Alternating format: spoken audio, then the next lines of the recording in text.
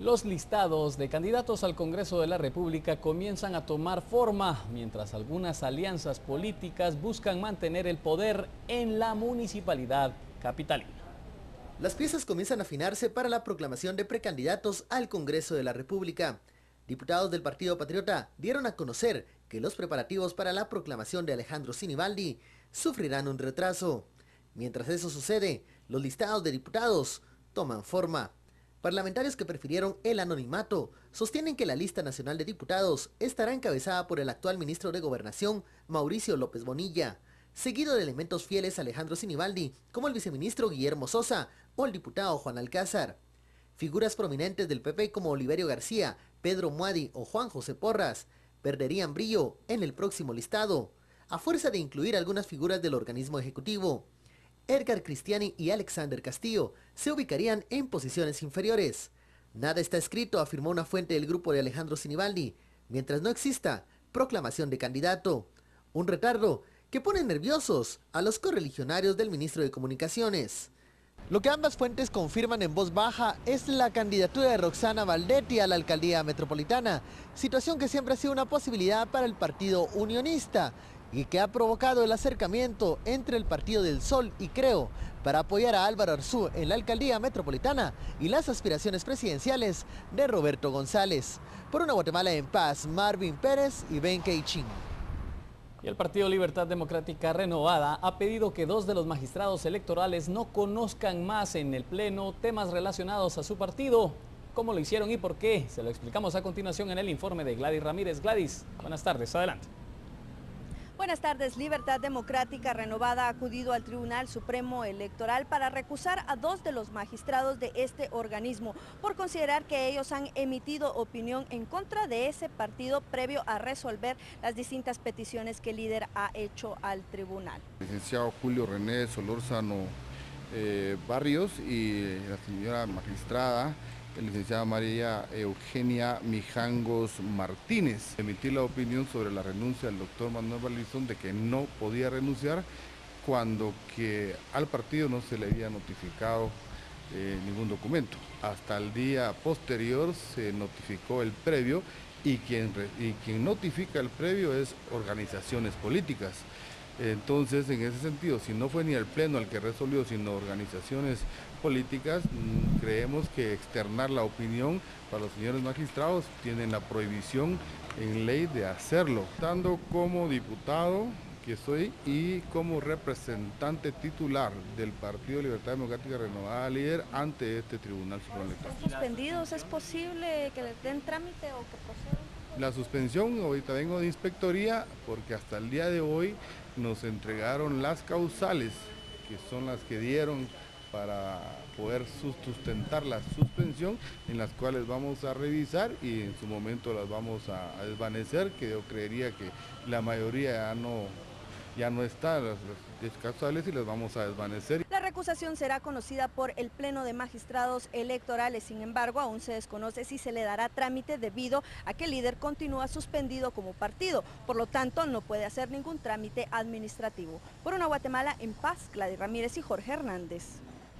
Y siempre en este mismo tema, el partido líder advierte que se está gestando una gran manifestación de simpatizantes en contra de las recientes decisiones del tribunal, que podría romper incluso con la gobernabilidad del Congreso. Eso sí, ellos afirman que tratan de detener esta supuesta manifestación. Es posible que en algún momento logremos que esa marcha no se dé a través del conocimiento y la explicación a todos los líderes del país, pero de no ser así, el martes se estará tomando la decisión, como les repito, para poder asistir a nivel nacional aquí en la ciudad de Guatemala para hacer sentir el deseo de cada uno de los líderes del país, preocupados por el linchamiento que se está pretendiendo dar. Esa gobernabilidad que existe hoy dentro del Congreso y que se ha reflejado a nivel nacional se puede perder en algún momento. Cuando se pierde ese consenso dentro del Congreso, se suscitan problemas. Ese consenso se pierde por problemas internos o desavenencias o disensos internos dentro del Congreso, pero también hay factores externos. y uno de esos factores externos es donde me encuentro parado actualmente. La vez pasada hubo una marcha con relación a la reforma tributaria y en ella aglutinamos no menos de 100.000 personas, cuadras de cuadras. Esa es la fuerza. Y las reformas a la ley electoral y de partidos políticos siguen siendo cuestionadas por la sociedad civil, que ven riesgo en la aprobación y si estas podrán ser aplicadas en el Tribunal Electoral en las elecciones del año 2015. Carolina Leverón es ahora quien nos amplía la información. Efectivamente, al Movimiento Cívico Nacional le preocupa que las reformas a la ley electoral y de partidos políticos sean aprobadas por los diputados aquí en el Congreso de la República. Ellos señalan 4 artículos que fueron enviados luego de la consulta hecha a la Corte de Constitucionalidad. Resaltan 2 de ellos, en donde se define que el Tribunal Supremo Electoral se encargará de seleccionar los espacios para la publicidad de los partidos políticos, así como en el financiamiento de campaña, ya que aseguran que de ser 50 millones de quetzales el techo de campaña, el Tribunal Supremo Electoral estaría entregando alrededor de 20 millones de quetzales a cada partido político. Creemos que hay que promover esta inclusión, pero de una manera técnica, de una manera en donde realmente se respete la democracia, ¿verdad? Y se democratice a los partidos políticos. La Corte de Constitucionalidad, una de las cosas delicadas que hizo acá fue que se volvieron legisladores, ¿verdad? Porque se pusieron inclusive a proponer leyes. Realmente nos preocupa, sí creemos que la Corte debería de haber casi que dado no favorable la totalidad de esta propuesta de ley. Asumamos que el techo de campaña de la próxima elección es de 60 millones. Esto quiere decir que el Tribunal Supremo Electoral le va a dar 20 millones de quetzales a cada partido político en pauta. 20 millones de quetzales. Estamos hablando de que hoy tenemos 27 partidos inscritos o 28. Póngale que lleguemos a 30 probablemente de aquí a finales de año.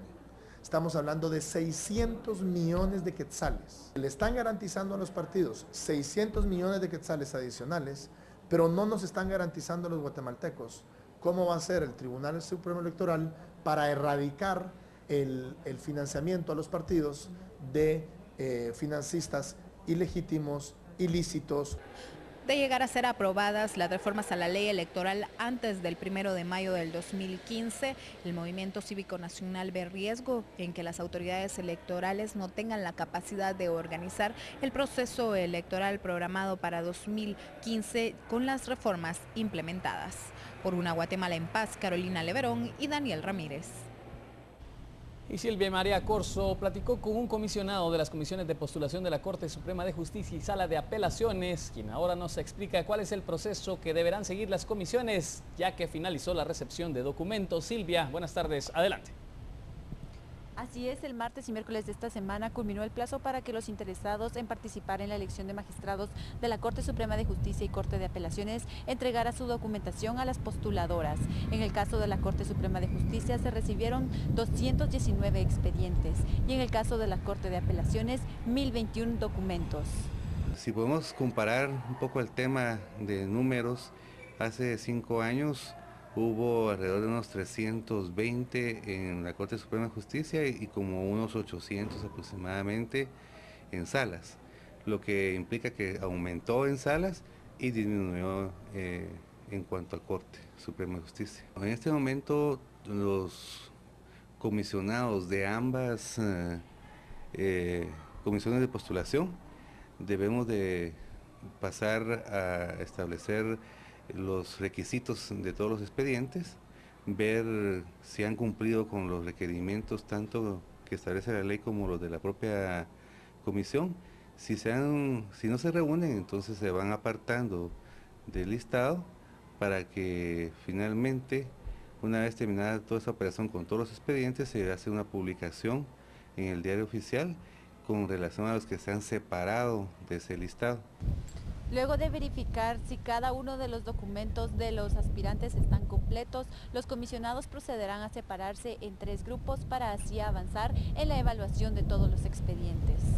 En el caso, digamos, de la Corte Suprema de Justicia, la propuesta es que en forma pública se van a dividir los 3 sectores que formamos la comisión: decanos de facultades de Derecho, magistrados de salas y luego los representantes del Colegio de Abogados.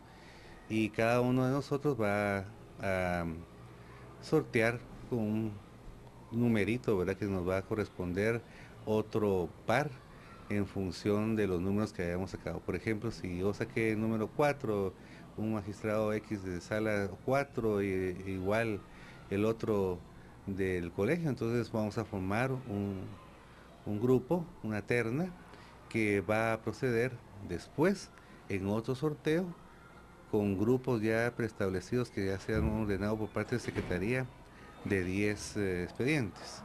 Entonces cada 10 expedientes les va a corresponder a una terna revisarlos, hacer toda la operación de la revisión. El 13 de octubre será el día en que los nuevos magistrados de ambas cortes asumirán el cargo. Por una Guatemala en paz, Rafael Ovalle y Silvia María Corzo. Organizaciones de sociedad civil prestan especial atención al hecho de que en la Corte de Constitucionalidad se haya resuelto que comisionados razonen su voto a viva voz cuando se pronuncien a favor de aspirantes a magistrados. No hay voluntad de parte de los comisionados de hacer el esfuerzo de trabajar un poco más para cumplir con la esencia, con el espíritu, no solo de las leyes ordinarias y la Constitución, sino también con esta resolución de la Corte que los obligaría a tener que trabajar jornadas más largas y más intensas para sacar adelante una postulación bien hecha. Entonces, la percepción es que los comisionados han tácitamente acordado hacer el mínimo esfuerzo y aplicar de manera restrictiva la resolución de la Corte de Constitucionalidad y hacer instrumentos de evaluación para salir del paso. Vamos a una pausa comercial y cuando volvamos entérese que 16.000 reservistas más son movilizados a la Franja de Gaza para reforzar la operación militar por parte de Israel. Los detalles de esta y otras noticias internacionales las conocerá en breve.